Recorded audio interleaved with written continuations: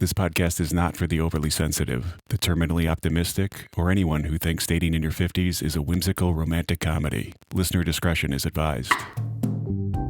Warning, this podcast contains sarcasm, realism, and brutally honest relationship autopsies.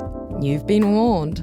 This is Girls Can Tell. It's not me, it's you, with your host, Trent Erickson.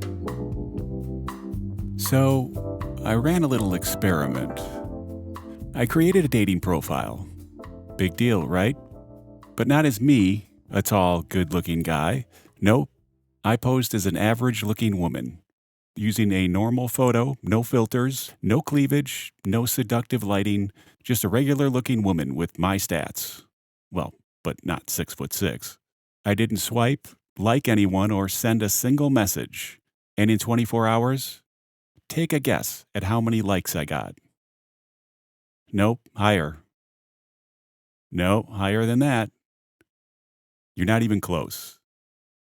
I got 608 likes and 63 messages. Whew. Think about that. A completely average-looking woman who made absolutely no effort had over 600 men throw their hat in the ring in one day. Meanwhile, I'm over here getting like 15 to 20 likes on an average day. And that's as a tall, fit guy with a good wardrobe and actual effort put into my profile. This episode isn't just about the numbers, it's about what those numbers mean, what it can do to you mentally as a man when you know how stacked against you the deck really is, and what it does to dating dynamics when one side of the market is drowning in options and the other side is dying of thirst. Let's get cracking. So here's what I did and why I did it. I, like many of you, have heard the people say how much easier it is for women on dating apps than it is for men, and how many more options they have. And although I've spoken to women about this and have had brief glimpses into the women's side of things from girls I'm friends with, I wanted to see for myself firsthand if this is just a myth or if there's some truth to it. When I've asked women about this, I've been told they do get a decent number of matches, but they usually aren't specific with the numbers or the content. This is almost always followed by, yes, we get more matches, but 90% of them are mouth breathers and I wouldn't want to date them. Yes, it's about the same for us, but 10% of 600 is far more than 10% of 15. So, naturally, I thought there's no better way than to literally make myself into a 5'6", 134-pound, brown hair, brown-eyed woman named Stephanie, with a photo that matched the description. I made her new profile on a dating app. I picked a photo of an average-looking woman, just one single picture, nothing provocative, just a normal-looking person you'd see at Target on a Tuesday afternoon. Age was the same as mine. Profile text was basic, nothing clever, no hidden edge. It said, looking for an honest man for a real relationship. That's it. That's all I put. I checked the box saying I didn't have any kids, gave her an average income, and said I was open to men plus or minus 5 years of my age. Then I sat back and watched.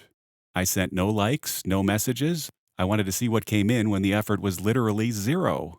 And again, 608 likes and 63 messages. Messages ranged from the basic hellos to detailed paragraphs of how much they loved hiking and dogs. Guys offered coffee dates, dinner plans, trips, astrology readings, hot oil massages, weekend getaways, telegram numbers, all unsolicited. That kind of response isn't just impressive, it is staggering. And this was for someone average in every way, not a smoke show or a fitness model, just a regular-looking woman. So imagine what an attractive woman is dealing with. I'd estimate they get over 1,000 likes a day. Constant attention, a total tidal wave in response to literally nothing. All right, let's break this down. As a very tall, good-looking man, I get around 15 to 20 likes a day. And I know that's high. Most guys are lucky to get 1 or 2 and maybe get none at all. Now, compare that to 608 in a single day. This is what people mean when they say dating apps are built for women. They're the buyers, men are the product. It's not personal, it's just the reality of it. There are way more men on these apps than women, especially in the 40 to 60 range, and most men swipe right on nearly every woman just to increase their odds. Meanwhile, most women are much more selective, because they can be.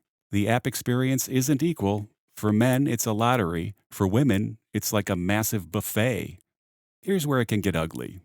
When you meet a woman on the app, and things are going well, part of you can start to think how many other guys are waiting in the wings.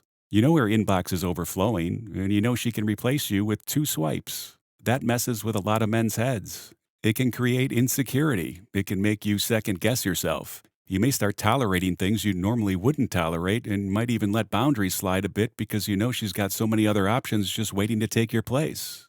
I felt like something was off with my last 2 relationships. They were never truly 100% in the relationship, and I think it was because in the back of their minds they just figured I, or any man, is easily replaceable because that's been their experience. And the reality is, they were replaceable too. But it doesn't feel that way when you're the one investing, the one reaching out, trying to make things work while she's getting daily ego boosts from an app. The psychological impact is real. It changes how men date, how they act, how honest they are, and how they view their position in the relationship overall. They start to almost feel like they need to perform instead of connecting. Then they often alter themselves or personality in order to stay in the running. This isn't a rant so much as it's a warning.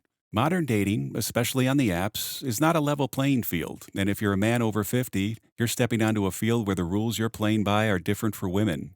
Women aren't doing anything wrong here. This isn't an attack, it's an observation based on what I saw personally, and I think it can help a lot of men out there who had no idea what things were like on the other side, as well as a lot of women now knowing what the guys they're dating are dealing with mentally. But if you don't understand the game, you're going to keep blaming yourself every time things fall apart. And who knows? Maybe you are an awful person and this is all your fault. I don't know you. But I'm willing to give you the benefit of the doubt here and say this dynamic could be playing a part in its demise. Now, I want to be clear. I'm not suggesting you guys go out and create fake female profiles. That's just greasy. Do not do that. Now, I only did it as a professional broadcaster conducting ethical research in a controlled environment.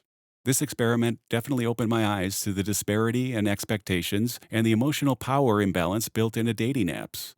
Most men have no idea what women deal with online, and most women have no idea how invisible men feel in that same space. And in this case, you're both right. And this is why I'm doing this podcast, because the dating content out there, it's garbage.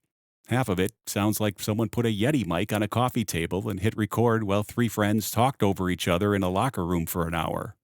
No prep, no point, no polish.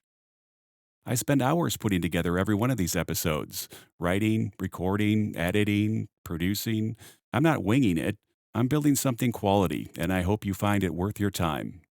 So, if this episode made you nod your head, rethink your last swipe, or made you feel less alone in this mess, then it's doing its job. And I'll keep showing up, because dating over 50 doesn't have to be confusing, demoralizing, or hopeless. You just need to know what you're up against. If you've enjoyed the show, please like, subscribe, and share. It really helps a lot. Email us anytime at girlscantellpodcast@gmail.com and listen on all the socials at Girls Can Tell Podcast. And stop DMing some other guy's girlfriend. She's already taken, you perv.